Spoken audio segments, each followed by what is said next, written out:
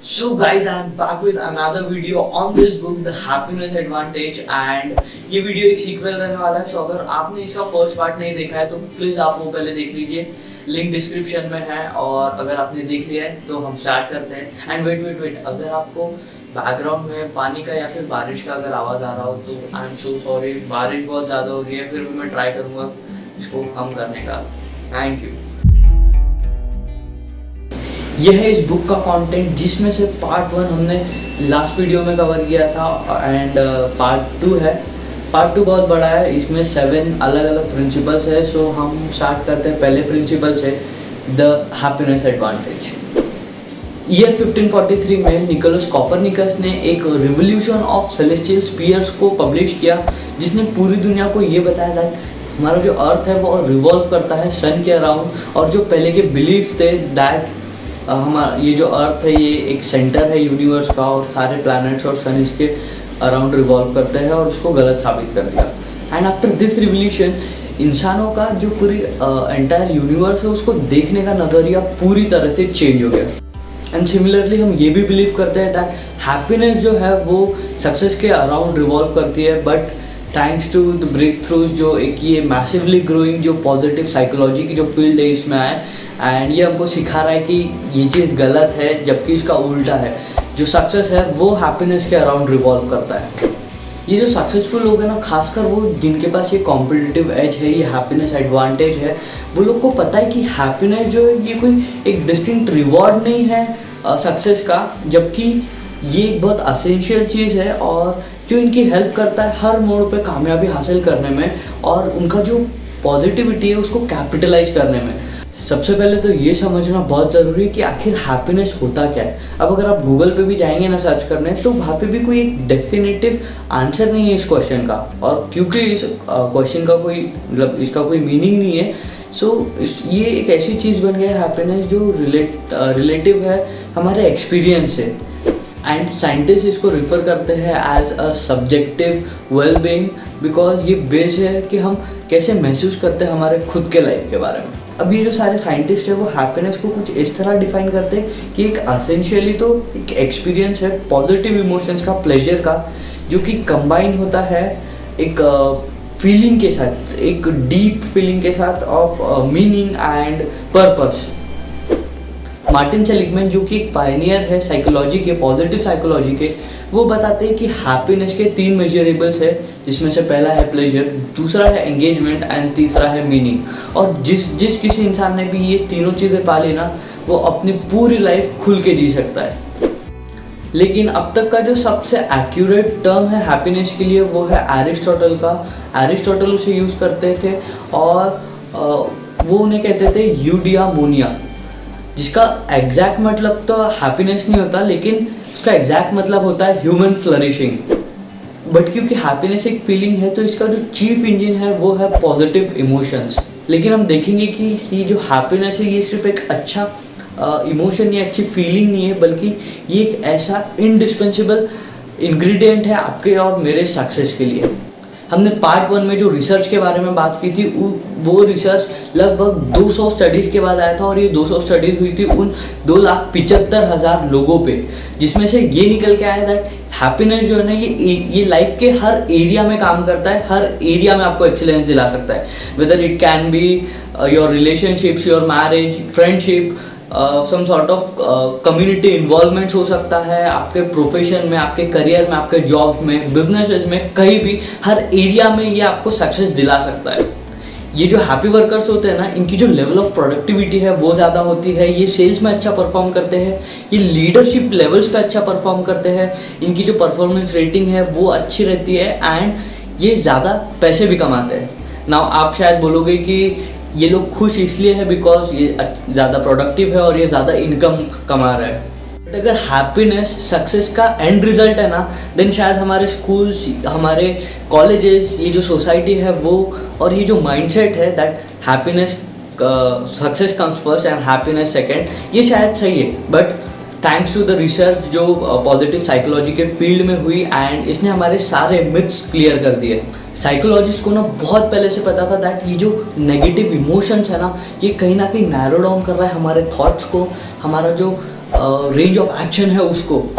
But ये जो पिछले 20 साल है इसमें बहुत कुछ चेंज हो गया, और जो एक्सटेंसिव रिसर्चेस हुई ना जो पॉजिटिव साइकोलॉजी वो फील्ड में, इन्होंने पता लगाया that happiness has something in it, has very important and it has something evolutionary purpose in it. Research shows that ये जो ब्रॉडनिंग इफेक्ट है ना, it is actually biological. Happiness जो है ये हमारे ब्रेन में एक केमिकल एज हमको प्रोवाइड करता है, एक केमिकल रिलीज प्रोवाइड करता है। कैसे? पॉजिटिव इमोशंस जो है वो हमारे ब्रेन में एक बाढ़ लेके आ जाते हैं डोपामाइन एंड सेरोटोनिन की। एक्चुअली ये जो केमिकल्स है, this are the chemicals which makes us feel good and open up, turn on the centres, the learning centres of our brain at a higher level. ये हमको मदद करता है new information को गैदर करने में, उसको एक लंबे समय के लिए स्टोर करने में, और उसकी जब भी ज़रूरत पड़े ना तब उसको जल्दी से रिट्रीव करने में। A recent study of Toronto university has found that हमारा जो मूड है ना वो एक्चुअली चेंज होता है how our visual cortex process the information. हम क्या देखते हैं उससे हमारा मूड भी डिसाइड होता है। और पॉजिटिव इमोशंस जो है ना वो हमारा जो लाइन ऑफ विजन है, जो पेरिफेरल लाइन ऑफ विजन है ना, उसको चेंज कर देता है पूरी तरह से। And guys, happiness advantage is the reason why these software companies they have pull in their office lounge, and क्यों Yahoo के headquarters में एक मसाज पार्लर है, क्यों Google के जो एम्प्लॉयज़ है उनको अलाउ किया जाता है कि वो अपने डॉग्स को, अपने पेट्स को ऑफिस में लेके आ सकते हैं। नॉट जस्ट बिकॉज इसमें मज़ा है, इसमें फ़न है, इट इज़ बिकॉज ये जो फ़न है ना ये समहाउ लीड करता है जो बॉटम लाइन रिजल्ट्स है ना उसको।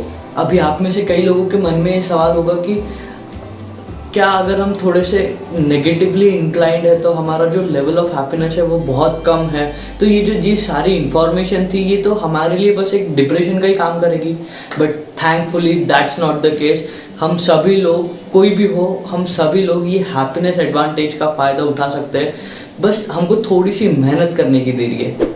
Now finally here is the cream of the video and here are the number of proven ways जो मदद करेगा हमको हमारे मूड को ठीक करने में और हमारे जो थ्रू आउट डे का जो हैप्पीनेस लेवल है उसको इंक्रीज करने में। ये जो जितने भी लिस्टेड प्रूवन मेथड्स है ना, ये ना ही सिर्फ आपको एक क्विक बूस्ट देता है पॉजिटिव इमोशंस का, बट ऑल्सो अगर हमने इसको एक over a period of time अगर हमने इसको परफॉर्म कर लिया हैबिचुअली, हम इसके अगर हैबिचुअल हो गए तो ये हमको हेल्प करेगा हमारा जो बेस लाइन है हैप्पीनेस का उसको इंक्रीज करने में। Of course happiness is something which is very subjective and it can differ from person to person. अब ज़रूरी नहीं है जो चीज़ करने में मेरे को मज़ा आ रहा है, मेरे को खुशी हो रही है, वही चीज़ करने में आपको भी खुशी होगी। ऑथर एग्जाम्पल देते हैं, उनके एक फ्रेंड है एबी करके, उसको फर्श पे पोछा मार के मज़ा आता है। सो ज़रूरी नहीं जो चीज़ सबको मज़ा देगी वो आपको भी मज़ा दे। सो अगर लिस्ट में कोई भी मेथड अगर ऐसा है ना जिसके साथ आप रेजोनेट नहीं कर पा रहे तो आप खुद को फोर्स मत कीजिए वही चीज़ परफॉर्म करने के लिए, बजाय आप उसका कोई ऐसा सब्सटीट्यूट ढूंढिए जो जिसमें आपको करने में मज़ा आ रहा हो। सो जो हमारी पहली मेथड है to capitalise the happiness advantage वो है मेडिटेशन। न्यूरो साइंटिस्ट ने ये बात पता लगाई है, जितने भी मॉन्क्स और साधु संत हैं ये लोगों ने उनका लेफ्ट प्रीफ्रंटल जो कॉर्टेक्स होता है उसको ग्रो किया है। अब ये चीज़ क्या है, ये एक पार्ट है ब्रेन का जो सबसे ज़्यादा रिस्पॉन्सिबल होता है हमको हैप्पी फील कराने के लिए। तो अब अगर हमको सेम चीज़ अचीव करनी है तो ज़रूरी नहीं है कि हम जाके केव्स में बैठे सालों तक तपस्या करें। अगर हमको एक छोटा सा एक्सपीरियंस करना है, एक इंस्टेंट बूस्ट चाहिए, तो हम क्या कर सकते हैं, हम बैठ के जो हमारा ब्रीदिंग प्रोसेस है इनहेलेशन एंड एक्सहेलेशन का, इस पर फोकस कर सकते हैं। सिर्फ 5 मिनट करना है और ट्राई करना है कि हम जितना काम रह सके उतना काम रहे। इसमें क्या होगा ना कि कई बार ऐसा भी होगा कि हमारा जो माइंड है वो डाइवर्ट हो जाएगा किसी और वे में, और हमको क्या करना है कि उसको धीरे से वापस लेके आना है और वही फोकस करना है हमारे ब्रीदिंग पे। मैं भी कई बार ये करता हूँ and yes it is really helpful. And research भी बताती है दैट ये करने के कुछ देर बाद ही, कुछ मिनट्स में ही हमको एक कामनेस का एक्सपीरियंस होता है। और अगर हमने इसको एक अच्छे खासे टाइम के लिए अगर कर लिया, मतलब हैबिचुअली, तो ये हमारा जो हैप्पीनेस है उसको इंक्रीज कर देगा, जो स्ट्रेस है उसको लोअर डाउन कर देगा, और ये हमारे इम्यून सिस्टम को भी अच्छे से फंक्शन करने में हेल्प करता है। हमारा सेकंड मेथड है find something to look forward to. एक रिसर्च में ये चीज़ पता चली कि अगर हम हमारी फेवरेट मूवी देख रहे हैं तो हमारा ब्रेन जो है वो 27% ज़्यादा एंडोर्फिन रिलीज करता है, जो कि अगेन एक पॉजिटिव केमिकल है हमारे ब्रेन का। एंड जो भी कोई भी एक्टिविटीज़ है ना, उसका बेस्ट पार्ट क्या है ना, हमारा एंटिसिपेशन।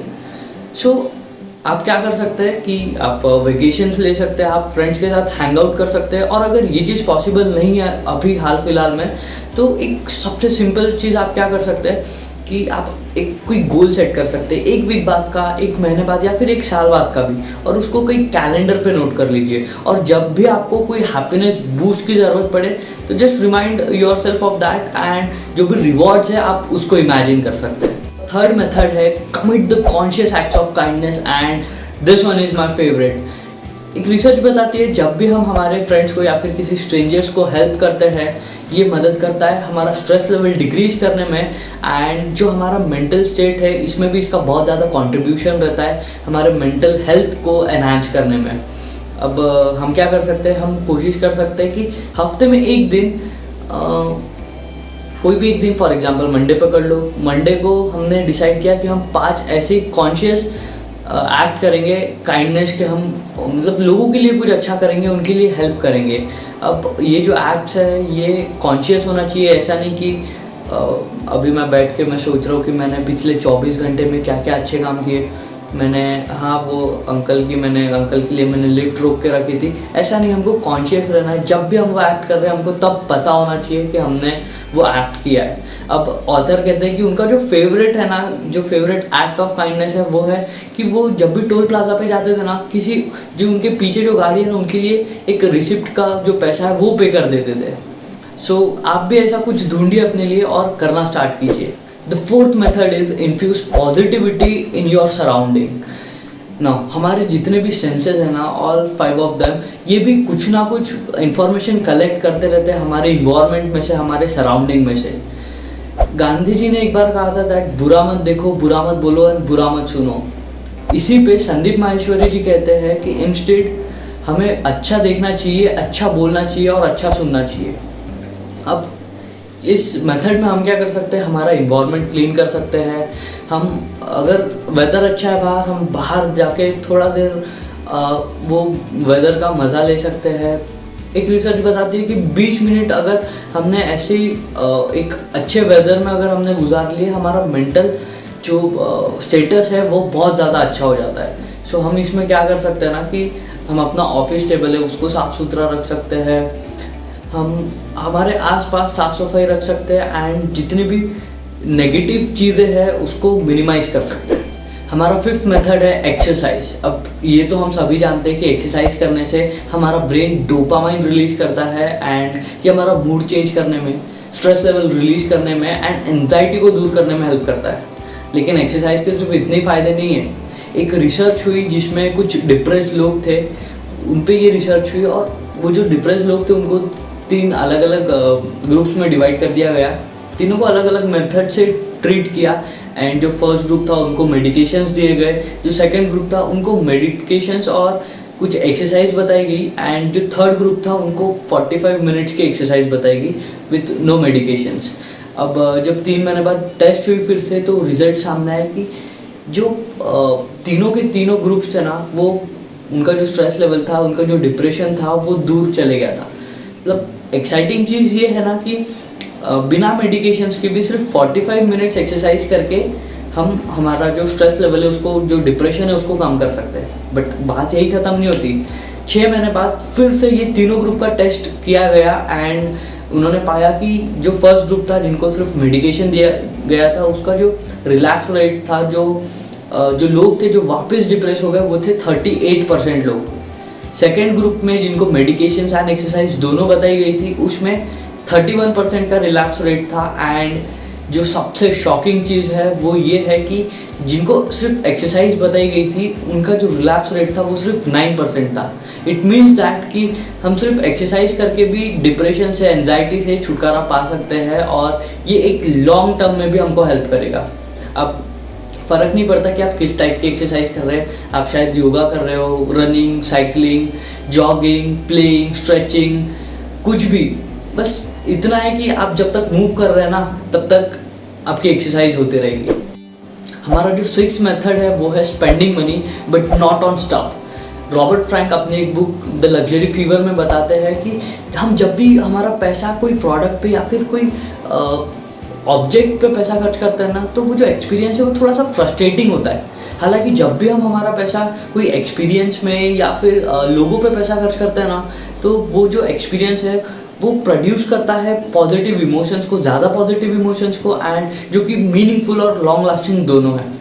अब एक एक्सपेरिमेंट है, आई नो कि बहुत सारे एक्सपेरिमेंट्स और रिसर्चेस हो गई, but I can't do anything. This book is based on lots of research and experiments. So coming back to the experiment, एक एक्सपेरिमेंट हुआ जिसमें 46 बच्चे थे, 46 टीनेजर्स थे, जिनको $20 दिए गए एंड उनको 2 ग्रुप्स में स्प्लिट कर दिया। जो एक ग्रुप था 23 स्टूडेंट्स का, उनको इंस्ट्रक्ट किया गया कि आपको ये जो पैसा है ये लोगों पे खर्च करना है। आपके फ्रेंड को आप ट्रीट दे सकते हो, उनके लिए कोई चीज़ आप खरीद के उनको गिफ्ट कर सकते हो, या फिर उनको एक मूवी के लिए लेके जा सकते हो, कुछ भी करो, बट आपको वो पैसा खुद पे खर्च नहीं करना है। एंड जो दूसरा ग्रुप था 23 स्टूडेंट्स का, उनको बताया गया कि आपको ये जो पैसा है खुद पे खर्च करना है, आप इससे कुछ भी प्रोडक्ट आपके लिए ले सकते हैं।